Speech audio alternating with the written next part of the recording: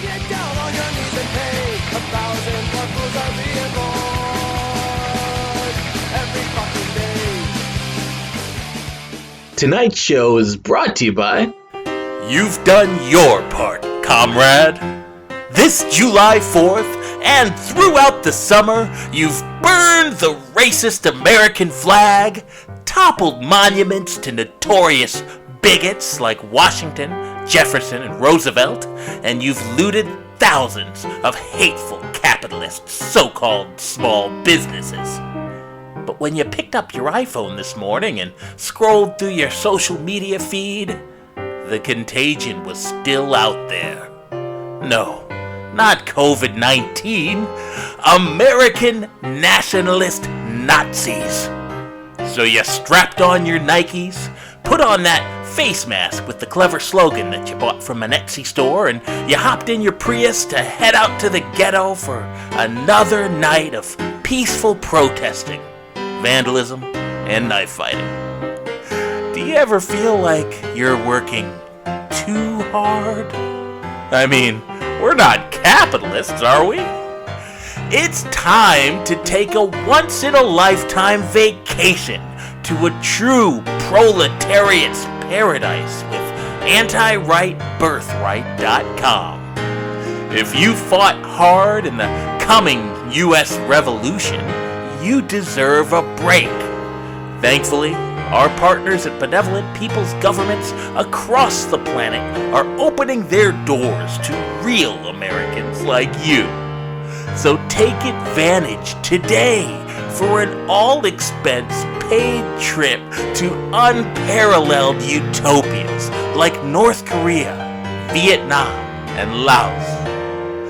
Feast on delicious exotic zoo animals in beautiful Venezuela. Take a relaxing drive in a 65-year-old classic car in the Caribbean paradise of Havana. Harvest vital organs for political prisoners in majestic mainland China. Just log on to antirightbirthright.com and fill out our easy application to show your loyalty to the Marxist cause. If you've attended a BLM protest, cashed an Antifa check from George Soros, or registered as a Democrat in the past decade, you probably qualify.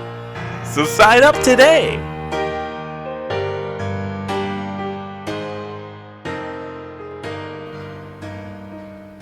Hello and welcome to episode 37 of the War on Morons. I'm Anisa. And I'm Jay. And it is good to be back. I don't know about you, but as much as I enjoyed getting the holiday week off, I don't know if I could stand to listen to Vinny V's voice over our airwaves for another minute. Hey, I'm not really sure if that was the best choice for a guest host last week, but, he did pay me $100 for the airtime, so... Wait a minute, he paid you?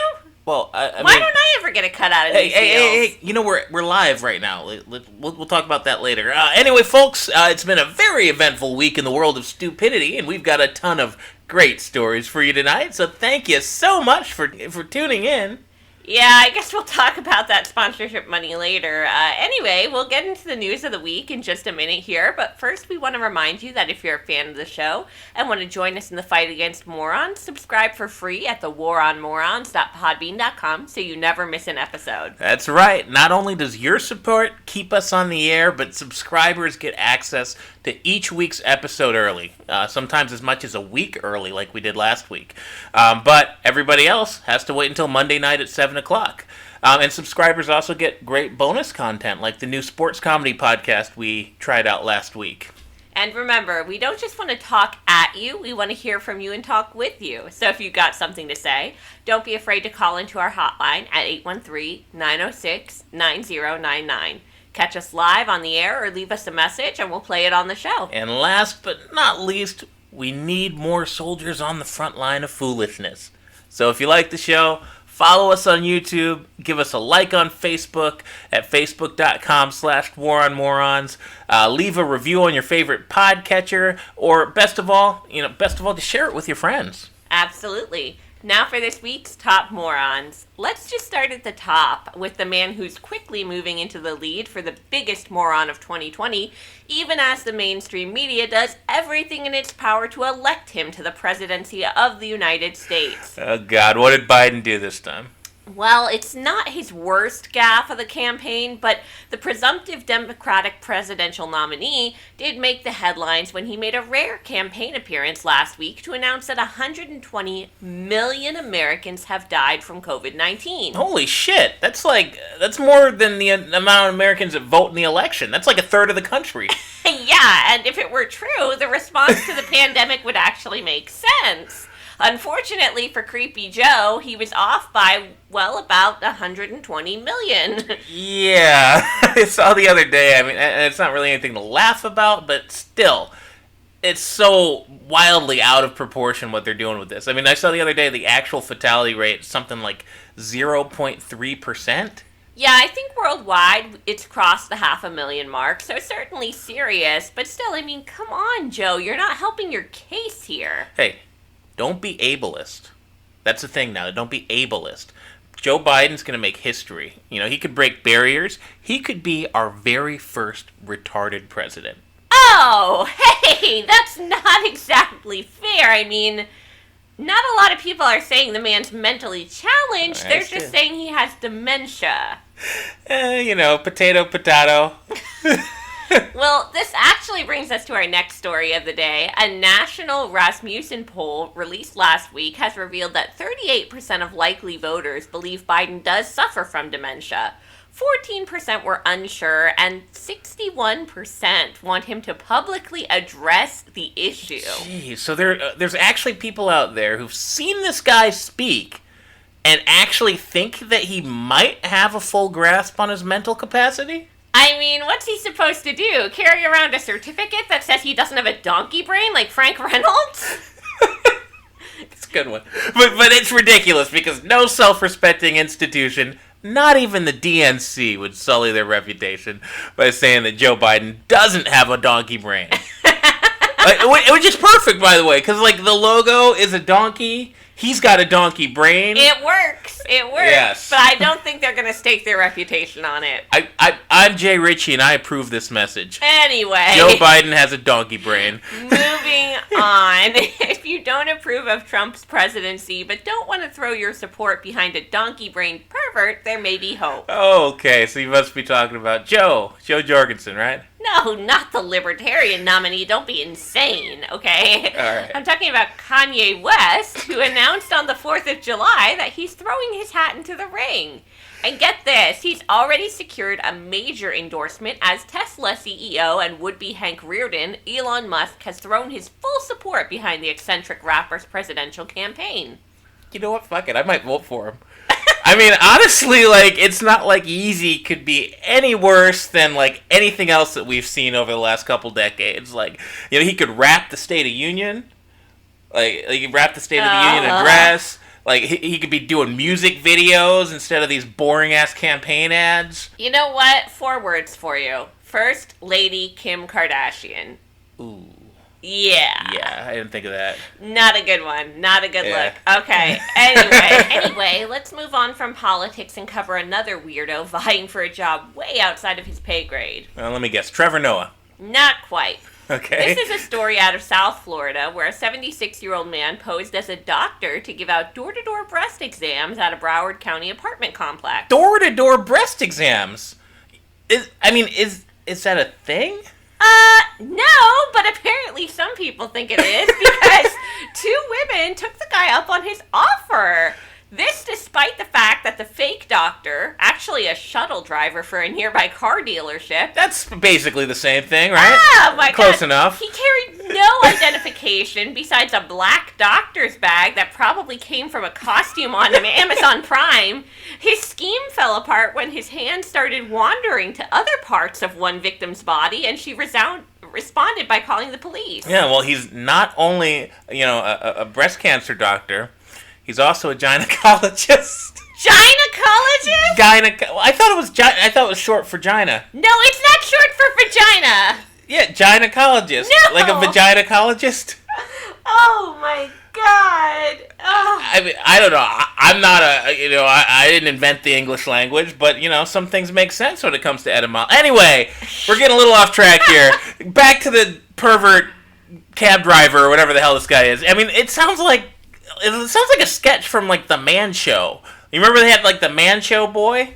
Sketch? Yeah. I think you're pushing it here. It sounds like sexual assault. No, it's sexual assault when it's a 70-year-old man, but, when it's Andy Milonakis or whatever. Ay. All right, let's just get to the next one. Not going anywhere good. Yikes. Well, look, while we're on the subject of bizarre medical advice, Harvard researchers have released a study encouraging people to wear face masks during sex with people they are not quarantined with in order to help reduce coronavirus transmission. Now, I'm not really sure they understand the meaning of the word quarantine. Yeah, when you're quarantined and you just happen to be having sex with strangers. I mean, just help me out here. Like, I don't think I'm getting this right. Because these are medical experts, right? Yeah. So these are the same people saying that you can't be within 6 feet of another human being. Right. You can't. You certainly can't travel. Nope. You have to bathe in hand sanitizer if you dare to leave your house for work so you can feed your family. But now a piece of fabric keeps you safe from this mega virus while you're actually being penetrated by a random stranger. I mean, what?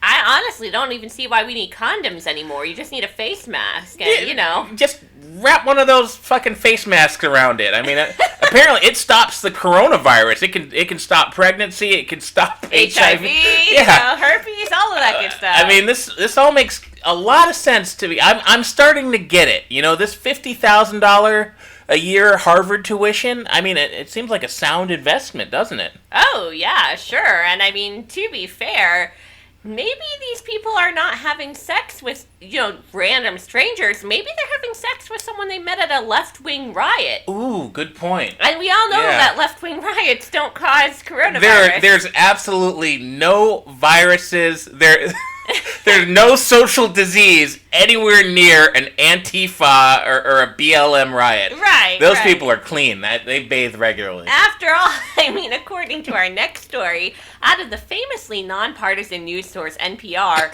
protests are 100% not responsible in any way for spikes in coronavirus cases.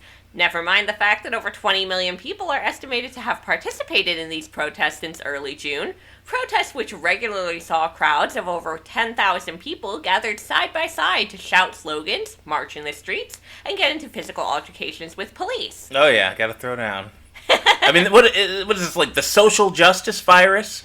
It's out there and it's like, okay, let me, before I infect this person, are they at a baseball game? Because then fuck them, I'll kill them. Or are they chanting Black Lives Matter, no borders, no wall? Because in that case, I gotta leave them alone. In fact, if they've got anything on them, I gotta clean that out. Because those people, they're fighting the good fight. Right. They're trying to turn this into a communist country. That's exactly what we need. I really just don't know. I mean, get this. The article blames something else entirely for the increase in cases. Okay, maybe I'll give them some credit. Did they say it's because they're testing a lot more people? No, not quite. They blame parties. Parties? Yeah, people are just partying it up. I was going to say, I mean, in one sense, they're right. How so? Well, if it weren't for the Democrat Party, nobody would even know there's a pandemic right now. But worry not, because speaking of Democrats, California Governor Gavin Newsom has banned singing and chanting at churches and ordered houses of worship to limit attendance to 25% capacity or a maximum of 100 attendees. Because chanting and gathering is deadly in churches, but perfectly fine in BLM riots. Exactly. Now you're getting it. Yeah, I get it now. Because science, medical science, everyone.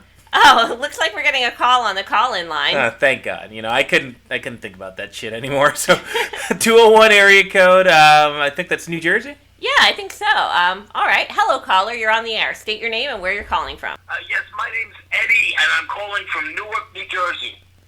Eddie, all right. Well, thanks so much for calling in. What made you decide to call in today? Well, I'm listening. I'm out I'm kind of out on the road right now, and I'm tuning into your show, and I'm honestly thinking that it's about time that I unsubscribe. I don't know if I want to be a listener to the War on Morris podcast anymore, because some of the things you're saying are putting people in my line of work at risk.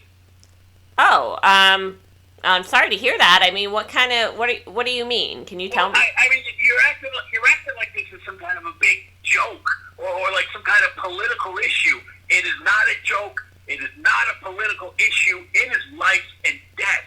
You know, me and my team, we're essential workers. You know, we didn't get the luxury of getting to sit around, collect unemployment, and eat the Uber Eats or whatever. We're out there in the thick of it, and if we don't follow the advice of these medical professionals, who you spent the last 10 minutes, mocking. If we don't follow the advice of the medical professionals, if we don't follow the advice of Dr. Fauci, we could die. I could die. My family could die. The people I care about could die. And you think it's funny? Well, I mean, nobody's saying that it's funny. We think some of the responses to it are, kind of ridiculous, depending on... Oh, my goodness. No, I mean, it's important. It's important. I can tell you, in my line of work, I have to follow this advice to the letter. And I'm constantly looking and seeing what's the next rule, what's the next regulation. And I have to make sure that everybody on my team is following this so we don't go around infecting people with the most deadly disease in the history of mankind. I mean, what about that? It doesn't compute. Well, I don't know if I agree with you on it being the most deadly disease in the history of mankind, but what exactly do you do?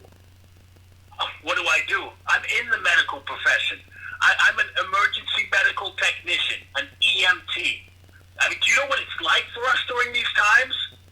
I mean, I imagine there must be some added stress and strain. Oh my goodness! Well, if it weren't for following the rules, for one, I make sure. First thing I did was I made sure that nobody's going out in an ambulance, nobody's going out on the road with a partner anymore. You just one person per vehicle, because you gotta maintain 6 feet social distance. So that was the first step. Second step, make sure face coverings are worn at all times. I'm speaking through one right now. You can hear me clearly. I can't understand these people that say it's uncomfortable. And the third step, the most important, is you gotta limit physical contact. And I'm not just talking with the the perps or whatever. No touching of the face, no touching of the eyes, the mouth. Don't touch your hands. The only thing that my guys touch is the steering wheel as they drive through town. Wait a minute, Eddie. So I'm trying to understand exactly how this would work. I mean, you only have one EMT going out at a time. What if a patient needs treatment while the other EMT would be driving? Like, what are they just... I mean, it's not about administering treatment right now. We're in the middle of a pandemic. There's a lot of people that are simply just going to die. So if we're called, to an accident, if somebody calls for a so-called emergency, we're no longer there to administer medical care, because doing so would risk millions of people. I don't know where you are. I think you said you're in Florida or something. You're down there in Florida. We're in the largest metropolitan area in the continent. And if I go out there and I catch COVID, from some guy that called up because he, broke his hip or whatever, and I spread it, that's going to spread like wildfire. And potentially upwards of 7 million people are going to catch COVID-19 and potentially die. That's ridiculous. I mean, if you're not there to administer medical care, what's even the point of you? I mean, why don't you know? I mean, look, if you can get up on your own power, I'll talk you through it. I'll instruct you on how to give yourself CPR. But I've got to maintain 6 feet. And just between you and me, I've been telling my team, just to be safe here, if somebody's non-responsive, if they can't walk on their own power, if they're not moving, most likely that's a coronavirus victim. You should maintain 10 feet away from that person. I provided everybody on the team with megaphones, and we shout instructions to them. We do the best that we can to instruct them on how to get up, how to treat themselves.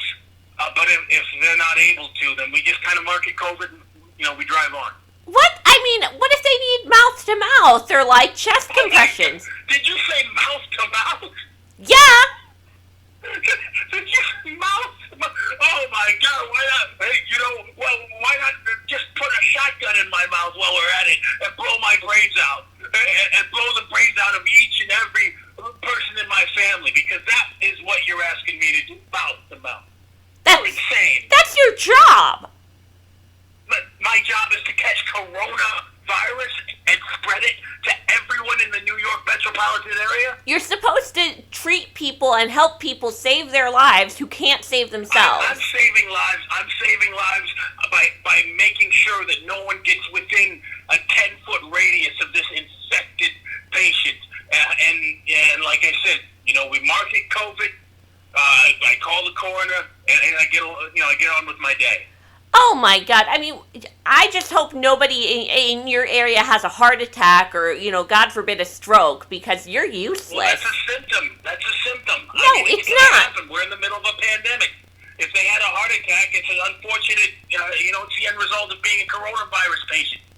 Oh my God. This is outrageous. You should be fired. Yeah, well, you should be taken off the air. Okay. God forbid that you're freaking sick in New Jersey. I mean, apparently you're not going to get much help. Did he say, was I hearing it right that he's just going to, mark you as dead? Yeah. If you break your leg and call 911, he marks you as dead and drives away. Apparently all he's going to do is, the same stuff you could get on WebMD. He's going to, have a loudspeaker and be like, stop being unconscious. If I could do that, motherfucker, I would. I bet he's still going to send you the bill for the ambulance, too. Oh, I'm sure. I didn't even ask about that. I don't even know where we can go from there. Well, look, after a call like that, I guess it's as good a time as any to cover this next story, because in New York, city officials are struggling to figure out why violent crime has spiked in 2020. Wait, hasn't New York been on a, total lockdown for half the year? Yes, which makes it really much more concerning that murder is up 23% versus the first half of 2019, and the number of shootings has surged by 130%, with 80 people shot in just the past week. Holy shit, that's crazy. Don't they know that guns are illegal in New York? Look, honestly, who could have ever seen this coming when they used COVID-19 as an excuse to release thousands of prisoners and to stop requiring bail for newly arrested criminals to be released? Or when they started allowing violent protests and listening to calls to defund the police? Yeah, maybe John Carpenter was on to something. Like Escape from New York. Can we just turn the entire city into a prison? I mean, I know some good people up in New York. They're not all insane. Maybe Snake Plissken can save him when he when he tries to bust out. I guess you could do that, but it wouldn't really solve the problem, as cities all across the country are seeing a similar rise in violence, including Washington, D.C., Atlanta, Philadelphia, Los Angeles, and others. I mean, in Chicago, there were a whopping 60 shootings last weekend. 60 shootings? That's a record low for Chicago. Wow, very funny. In Georgia, Governor Brian Kemp called in the National Guard and declared a state of emergency after dozens of shootings in Atlanta killed 5 and left 31 people injured over the 4th of July holiday. Dozens of shootings and they killed 5 people? Were these stormtroopers? But don't worry, people. These are all peaceful protests. We've got to disband the police. We got to turn in all our legal firearms. Oh. It's all under control. No. Innocent people are dying because criminals are taking advantage and running rampant. But the good news in all of this is at least city governments are looking for ways not to look racist. I mean, shouldn't they, focus on keeping their citizens from being shot and killed by the dozens first? I mean, maybe that would be your first priority, but not in San Francisco. While they have yet to address the dirty needles and human excrement strewn across the city streets, one city lawmaker has proposed the Karen Act. The Karen Act? Yep. Is this like one of those clever acronyms? It is. It stands for Caution Against Racially Exploitative Non-Emergencies and would make racially motivated 911 calls illegal. I can't even... So, like, how would you even quantify that? Like, I mean, it's not like people are calling 911 and dropping the N-word to the operator. Like, at least not most people, right? I mean, I would hope not. Like, are you just not allowed to call the cops on people that are a different, like, skin tone than you now? I'm really, like, confused by it because I would think as a 911 operator, if someone called me up and said, like, hey, there's a Mexican and I'm scared of them, like, you gotta send the cops, like, I wouldn't even send the cops. I'd be like, sorry, that's not an emergency, goodbye. Yeah, like, but what if they're like, hey, somebody just kidnapped my child and they're driving away? Okay, can you describe them? Yeah, wait, actually, I don't want to get in trouble. Here, I'll just, like, let's just say he's a you get where I'm going You're here? on thin ice. You're on thin ice, buddy.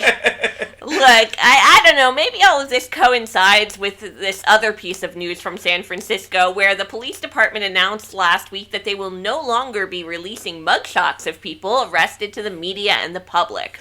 Why? Because, quote, they perpetuate racial stereotypes. Oh my god. So mugshots are racist now. Like, wait a second. Actually, if they're saying that mugshots are racist, they're the racist. Because they're basically saying that all criminals are minorities. Like, they might as well be saying, hey, guess what, guys? All black people are ogres. I mean, it's really unbelievable. I mean, how about if you don't want to have your mugshot plastered everywhere, don't do a crime. Like, Yeah. there's a thought. It's not racist if everybody's picture's up there that committed a crime. It's just informative. Right. Oh my god. San Francisco, I really don't know where you're going with this. It's kind of funny that you should mention the ogre thing, though. I mean, kind of leads into our next story here. Wait, how the hell does ogre lead into any...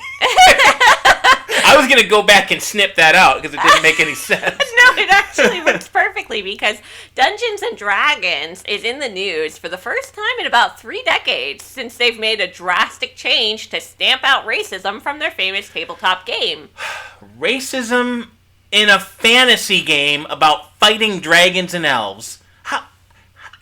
How is it racist? How is Dungeons and Dragons racist? Oh, well, you see, the company that owns D&D, Wizards of the Coast, released a long explanation of their new philosophy last month, explaining that in light of recent events, they are removing the inherently evil tag on the racial descriptions of orcs, dark elves, and other traditional villains. Like, who the fuck asked for this?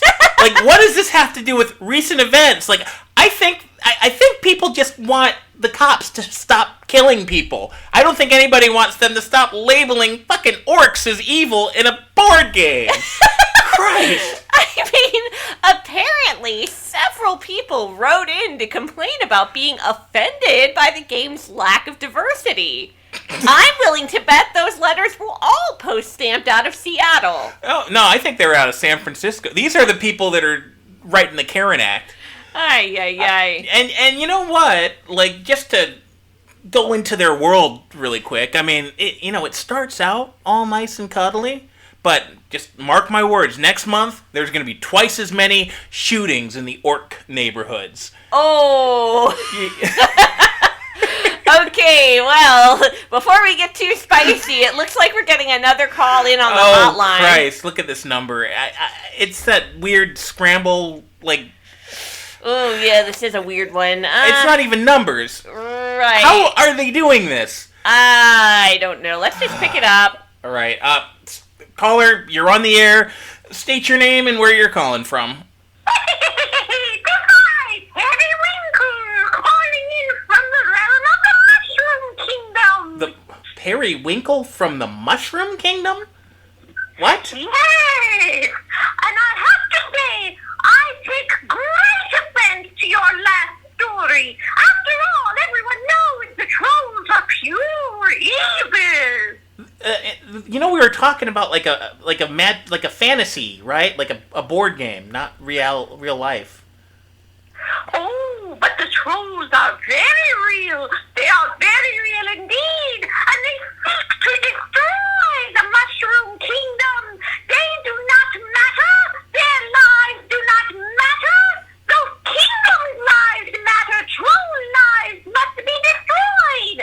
I thought mushrooms were supposed to make you mellow, but, like, can you tell me a little bit about who you are? Like, you're kind of giving off some weird vibes, man. I am a mage, a protector of the Mushroom Kingdom.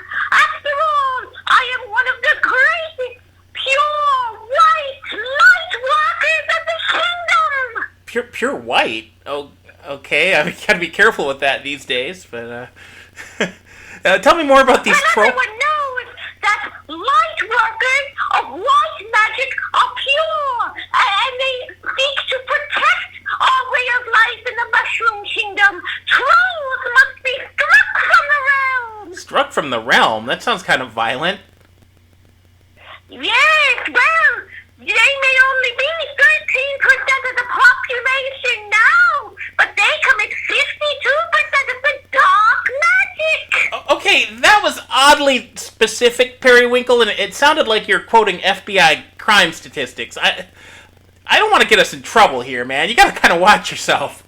Well, we'll all be in trouble if the trolls seek to destroy our realm. It is my job to ensure that our way of life is protected, and I will not let dark magic overrule us. Alright, Periwinkle, you're starting to scare me a little bit. I'm gonna let you go, but please, just, like, don't... Just keep it in the Mushroom Kingdom, man. Keep it in the Mushroom Kingdom. I will indeed. I honestly, I'm at a loss for words. I don't even know what to say about that guy. I used to think that guy was just like a guy who did way too much mushrooms, but now I'm starting to think Dungeons and Dragons might be onto something. Like, he's clearly been playing for far too long. Yeah, like, I mean, he's called before, and it's usually, it's just sounds like he's kind of high, and a little, I don't know how he does the trick with the phone number, but... Yeah, I don't know. Like, now he sounds like he's, what is it, he's like some kind of wizard or elf or something? I don't know. Apparently he's a racist. Yeah, I was gonna say he sounds like an elf supremacist. Maybe a grand wizard. Yikes. Okay, well.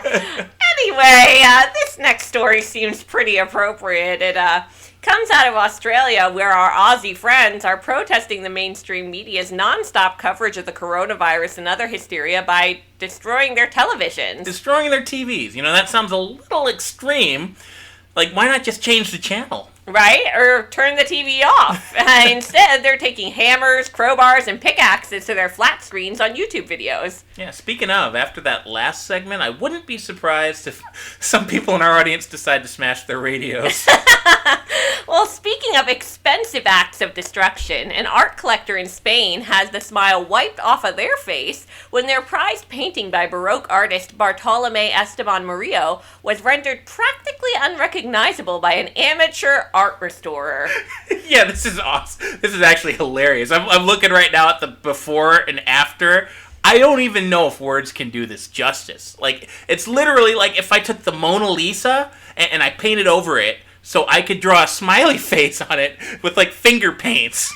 I mean, if you can believe it, this isn't an isolated incident. Previous botched jobs of Spanish artwork include a historic fresco of Jesus being turned into Monkey Christ in 2012, and a 16th century statue of St. George being deformed into something resembling a Playmobil figure in 2018. I mean, if you have the title amateur art restorer, that should be a clue that somebody should not hire you. Yeah, maybe get some practice first on something that's not like a priceless piece of art. Like, what? I don't even know. Well, one thing I do know, you know, Antifa, take notes. You know, why destroy statues and monuments for free? You could be in Spain getting paid for it. Bringing things back to the States, 2 Ohio Little Caesars employees were fired last week for putting an edgy spin on the hot and ready pizza. When a customer took one home and opened the box, she was shocked to find the pizza pie uncut and decorated with pepperonis arranged into a giant swastika. Now, that's pretty fucked up. Yeah, pepperoni swastika is not really a sentence I was expecting to read today. But I mean, what's the difference between that and like those baristas? They always are putting stuff in like the cappuccino foam. Oh, come on. I mean, this is a fucking hate crime. It's not like latte art. No, I mean, you don't know like what they meant by the swastika. It could have been the Hindu sign for love. Seriously? What do you expect for $5? I mean, they're in goddamn Cleveland. I mean, maybe not like a hate crime. Like, I expect a cheap pizza, but like, I'd honestly rather you spit in my food than put a swastika on my pizza. That's just one thing that we ask when we're paying $5 for pizza. Please don't commit a hate crime when you're giving it to me. I mean, that's like the bare minimum of what you could expect. Put that in the Yelp review. Like, yeah, I'm already committing a hate crime on myself for ordering Little Caesars. Like, I don't need you to add insult to injury here. I'm not exactly expecting Pizzeria Uno over here, but I don't want to feel like I'm being served by Hitler. Right, and anyway, if you thought that was a stupid business decision, a server at a Miami restaurant quit his job a couple weeks ago when he noticed that an order of blackened chicken wings that he was bringing to a customer were labeled as "I can't breathe" wings. He's trying to one-up the other guy, huh? I swear. Well, I mean, I'll play the devil's advocate again. Maybe that's not racist. Maybe the wings are just, like, really spicy. So, like, you know, if you eat one, you can't breathe because they're too spicy. I don't think so. It's pretty clear that it was a joke about the death of George Floyd. Still too soon, huh? It's been, like, 6 weeks. I mean... Yeah, I mean, it's ridiculous. I mean, out of all the things you can do, like... Maybe if they were going for that niche audience of racists and people who think unarmed men getting choked to death by the police is hilarious, I mean, I think it's a little too edgy for a restaurant. I don't know. Everybody's got to eat, like, including the Nazis and Klansmen out there. Maybe this guy's trying to cater to that market. You know what? We have Hooters. We have, Papa John's. Why not a chain for white supremacists? I mean, it's a Klansman cafe. Oh, yeah. I mean, that... All right. On that note, I think it's about time we call... Oh, I was going to say it's about time we call it, but we're getting another call. It never fails. Should we pick it up? Might as well. All right. Area code 303. You're on the air. State your name and where you're calling from. Doug, I'm in Denver. Hey, Doug, thanks so much for calling in. What made you decide to call in today? Well, I'm honestly, I'm calling because I feel kind of like I feel attacked, like you're attacking me. Attacked? Yeah, because you do back-to-back stories where you say, people that work in a restaurant are bad, and you take the side of the customer, and I'm just letting you know, look, I work in a restaurant, and the customer is not always right. Like, usually they're wrong. I mean, I think if you put a swastika on their food, then they're right to be offended by that. Well, all you hear about is that they put a swastika on the food. You don't hear why he put the swastika on the food. Like, maybe the customer's being a bitch, like these customers are the worst, man. Like they're always like they don't give. I don't like the customers. Okay, well, I mean, you're working in the kitchen, I take it. How much interaction with the customers do you really have to have? Yeah, you probably hear. Yeah, I'm in the kitchen right now. Actually, I haven't been doing this that long. I just got this job because I lost my last job, so I'm working at this Chinese restaurant now, and in the kitchen, and it's really hot, and it's hard work, and it's really stressful, and it's just not fair because a lot of times, the customer they'll insult you by sending a food back, and they'll complain. I made a food for them, and they're gonna complain. Like it's disrespectful. I mean, people go to a restaurant and pay good money. Like, if the food is bad enough to send back, maybe... If they pay such good money, where's my cut? I don't see it. Well, look, I don't see it. It sounds like maybe this just isn't the job for you. Let me tell you, right now, I'm taking a break. I'm taking a break right now. I'm trying to, get composed. Because a customer sent back a soup said it tastes like pee. So Mr. Chen, you know, he owns a restaurant. Mr. Chen's Chinese Kitchen, you know. He said, Doug, this customer says a sweet sour soup. It tastes like it's got pee in it. And I know you made the soup. Like, did you pee in it? I said, look, you tell that customer he needs to put respect on my name. Saying I pee. All right. I mean, I honestly don't even know what to say about that, Doug. I mean, if the food tastes like piss, like, there should be no respect on your name. You probably need to take some lessons and learn how to cook food, because that's really disgusting. I didn't write the recipe. Like, maybe you don't know, but I'm not even Chinese. You know, I just make the soup like he says, and I make the food like he says. And if the customer doesn't like the taste of it, you know, they need to bring it up with Mr. Chen. Well, it sounds like they did. Here he comes. Here he comes.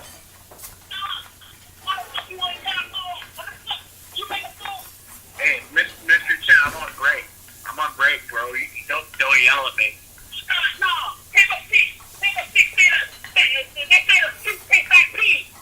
Yeah, you told me. You told me like 10 minutes ago. I told you I didn't pee in the soup.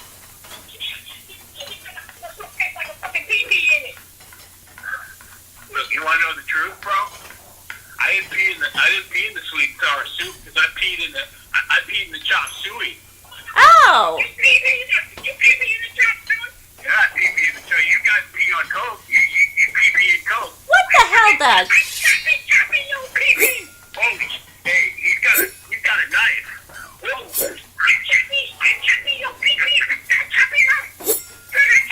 Jesus. I mean, I don't know about you, but that call made me pretty freaking glad we haven't been out to eat at a restaurant in a while. Okay, so, was I hearing it right? The guy admitted that he actually did pee in the food? Yeah, he's just randomly pissing and stuff. But not the item that tasted like piss, okay? So he's bad enough that, like, his soup without piss tastes like piss. But then he adds piss to other dishes as well. Like, what the fuck? I didn't even... Oh, yeah, I didn't pee in your soup. I peed in your noodles. Joke's on you. Like... And then the owner, he was chasing him with a knife. I hope he got him. He's trying to cut off his pee. Honestly, the guy deserved it. He deserved it. I mean, of all the calls, this has just been a really weird day. Yeah, it's been a super weird day. But, I mean, they always are, aren't they? Yeah, we never get any normal calls. All right, I think this is as good a time as any to call the show. Thanks everybody for tuning in. Have a great week, everyone. We'll see you next week. Brother, you better get down on your knees and pay 1,000 more fools are being